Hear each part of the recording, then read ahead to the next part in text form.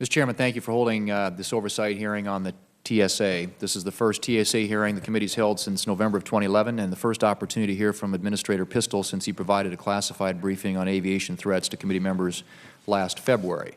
Last week, a public opinion survey released by Harris Poll found that only half of respondents thought that TSA security screening procedures make air traffic safer. Air travel, I should say. Given this measure of public skepticism, which may reflect the fact that we thankfully haven't experienced another 9/11 style attack, I hope the Administrator can explain how his recent efforts to implement a risk-based approach to transportation security at the agency make it more efficient and effective at fulfilling its mission of securing the nation's transportation systems. I know Administrator Pistol has made this intelligence-driven approach a top priority and has brought his former law enforcement experience to bear in the process. So I look forward to hearing about TSA's progress in implementing and expanding the risk-based pre-check program, which I was pleased to hear has recently become easier for South Dakotans to participate in after 2 pre-check enrollment centers opened in Rapid City and Pierre. At the same time, there have been a number of recent security breaches in the news that have raised concerns about TSA's ability to oversee and regulate airport security beyond the screening of passengers and baggage. Last November, an individual entered a Los Angeles International Airport terminal and shot a bystander and 3 TSA employees, one of whom, Gerardo Hernandez, tragically died from his injuries. And just last week, a teenage stowaway scaled an airport perimeter fence, climbed into an airplane wheel well, and somehow survived a flight from San Jose to Maui, Hawaii.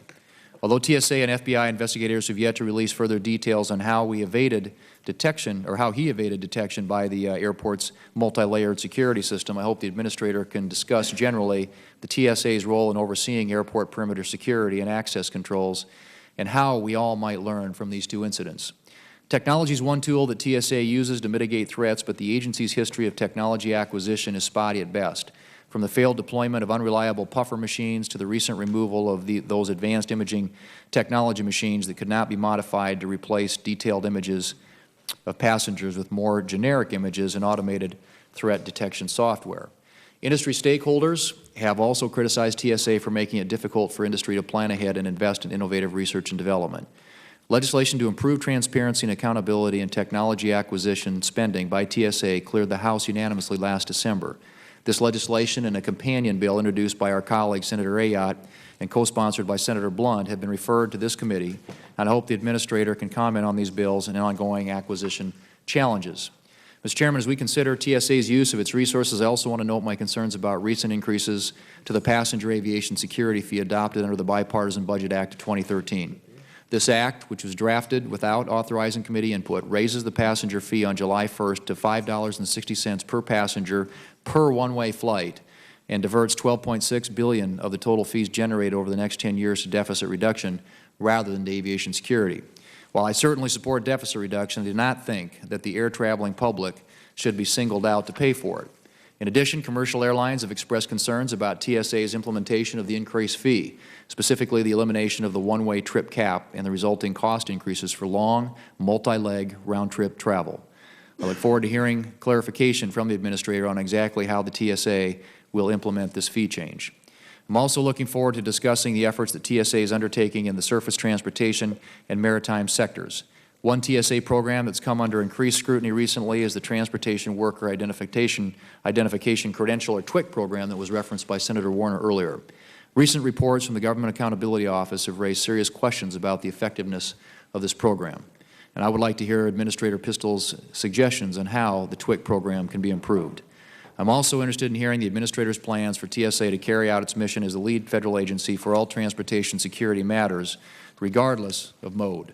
I know that in response to the recent shooting at LAX, TSA has reduced the percentage of Viper teams assigned to surface transportation security from 70% to 50%, and I would like to know whether the Administrator thinks the reduction will have any negative consequences. Mr. Chairman, again, I want to thank you for holding this hearing. Thank you to Administrator Pistol for being here today, and I look forward to his testimony and the opportunity to ask questions. Thank you. Thank you, sir. I call now upon Chairman Thune. Thank you, Mr. Chairman. I, like you and Senator Boxer and Mr. Pistol. Senator, member? I have a TWIC question. You heard Senator Warner's statement about the problems with TWIC, specifically whether the background checks are robust enough and are refreshed often enough to identify those who represent a threat to our transportation infrastructure, and I'm just wondering how you would respond to that critique. No, I agree with Senator Warner that the tragedy at the Norfolk Navy Yard was very unfortunate. I think there is still some some uncertainty as to the facts, whether the shooter actually displayed the TWIC card to gain access, which we know a TWIC card does not grant access to a naval base. It grants access to ports. And I would defer to the Navy in terms of their investigation as to whether he actually displayed that card. That being said, in terms of the background, we have been working on some of the legal aspects of what we are authorized to consider, both from a policy standpoint but also from a statutory standpoint. So I look forward to working with the committee and trying to tighten up some of those gaps, which I believe were identified as a result of this tragic shooting. Are we routinely checking TWIC holders against relevant criminal and counterterrorism databases to mitigate the risk that these people are getting access to sensitive locations? We do as to the terrorism database, so if somebody is a TWIC card holder and they are placed on a terrorism watch list by another agency, then that information is pushed to us and we're made aware of that, and then we take steps to revoke that TWIC card, for example. If it's a criminal arrest or something, as Senator Warner testified, that is not pushed to us, and that's one of those gaps. So we know that about a third of all the TWIC card holders do have criminal histories, but that's acceptable under the statute. And so that's something, I mean, these are dock workers, these are port workers in large part, but that criminal history is not, or that updated information not pushed to us. So it's only done at the issuance of the card and then on a reissuance, say 5 years later. So that's something that would be beneficial in terms of buying down risk to say if somebody had been not necessarily arrested, but at least convicted, particularly of a felony, particularly a violent felony, that we should get that information so we can take appropriate action similar to the terrorist watch list. Okay. As I noted in my opening statement, the bipartisan budget agreement of 2013, which again I would add is drafted without authorizing committee input, increased the TSA passenger security fee from $2.50 per enplanement with a cap of $5 per one-way trip to a flat $5.60 per one-way trip beginning July 1 of this year. And we, of course, hear general complaints about the increased cost of travel, but we've been hearing concerns regarding TSA's implementation of the Act, and specifically that a multi-leg round-trip itinerary could be subject to much higher fees than even the statutory increase would seem to indicate.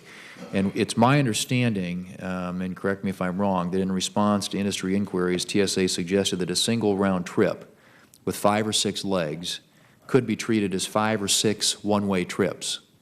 And so you could generate roughly $30 in fees, even though the previous $5 cap per one-way trip would have limited those total fees to $10. And I'm just curious if that's accurate. That's not my understanding. Obviously, our lawyers have been working on this. My understanding is it's $5.60 per one-way, and as long as that one-way trip is not interrupted by more than 4 hours in a transiting airport, then it's still considered one-way. So let's say you flew from Dulles to O'Hare to LAX. As long as O'Hare is less than 4 hours, Dulles to LAX is still one way, and that's $5.60.